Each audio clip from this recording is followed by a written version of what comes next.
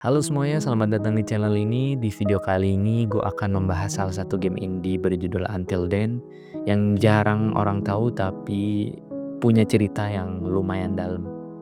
Langsung aja kita bahas videonya. Until Dawn adalah game petualangan tahun 2024 yang dikembangkan oleh Polychroma Games dan diterbitkan oleh Maximum Entertainment. Bertempat di kota fiksi Layemsen di wilayah ibu kota nasional Filipina. Game ini mengikuti Mark Borja dan momen dejavunya beberapa bulan setelah peristiwa bencana global yang dikenal sebagai The Ruling, yang menyebabkan kerusakan dan korban jiwa yang luas di seluruh negeri. Game ini dikembangkan pada tahun 2020 dengan tim yang dipimpin oleh sutradara Michael Klein-Nulut. Pengembang berfokus pada representasi Filipina sebagai bagian dari pengembangannya, sekaligus juga menciptakan pengalaman universal dan sinematik dalam format novel visual pada game tersebut. Game ini dirilis pada 25 Juni tahun 2024 untuk Linux, PlayStation 5, juga Windows.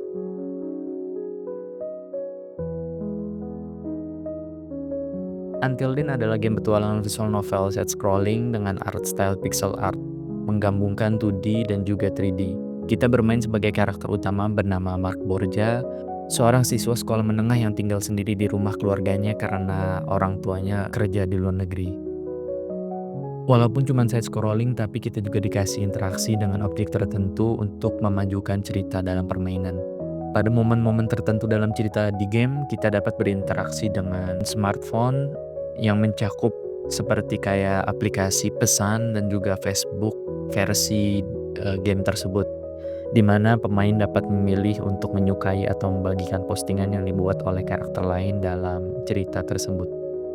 Game ini juga dilengkapi dengan beberapa minigame seperti menusuk bakso ikan dengan mengatur waktu, posisi, dan kekuatan tusuk sate, bernyanyi di mesin video atau di sini tuh kita biasa nyebutnya VCD ya, dan juga ngelukis dengan mengklik atau menyeret pola tertentu di layar.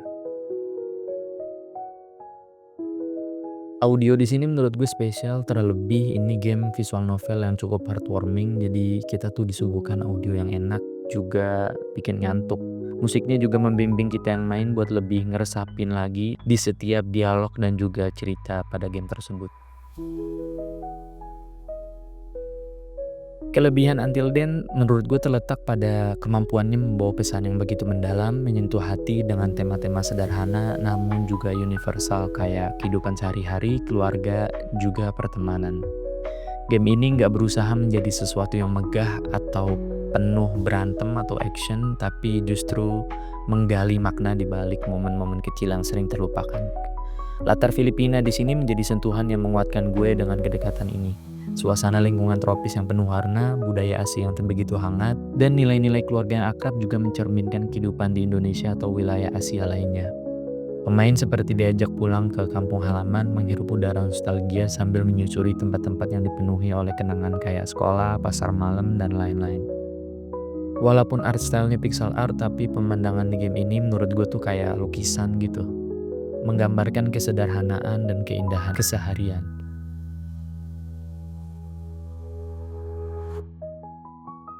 Ditambah lagi dengan audio yang begitu nyatu sama suasana, membawa kita tuh yang main tenggelam dalam pengalaman yang intim dan penuh dengan rasa.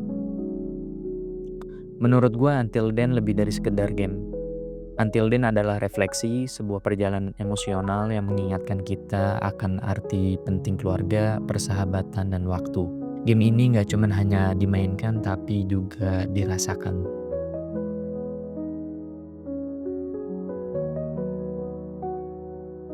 Mungkin kelemahan dari Until Dawn menurut gue adalah pacing-nya yang nggak cocok buat semua orang. Bagi pemain yang nggak sabar atau nggak suka narasi yang mendalam, sudah pasti Until Dawn terasa terlalu bertele-tele. Sebagai sebuah visual novel, inti gameplaynya memang terletak pada dialog atau percakapan yang panjang dan juga mendalam yang juga memerlukan perhatian penuh dari kita yang main. Namun sesuai dengan temanya, dialog yang kaya dan pilihan interaktif saat berdialog justru menjadi cara game ini mengajak kita untuk benar-benar memahami karakter dan cerita yang mereka bawa. Kita bukan hanya melihat cerita dari luar, tapi turut berperan di dalamnya.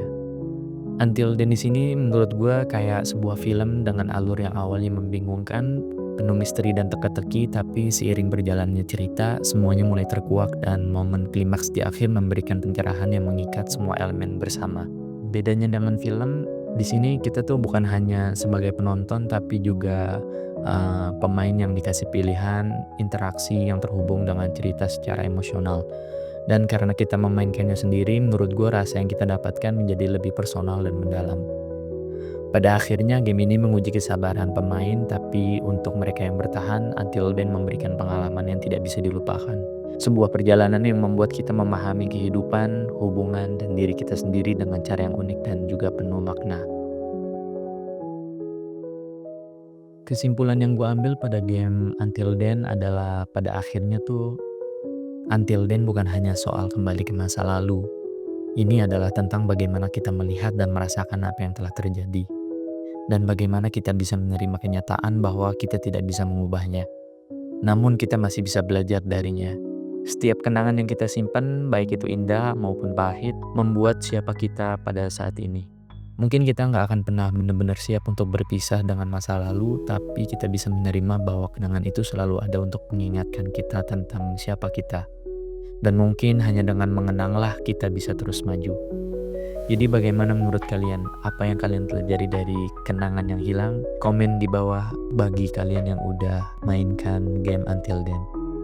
Thank you guys. Sampai ketemu di video-video selanjutnya. Thank you.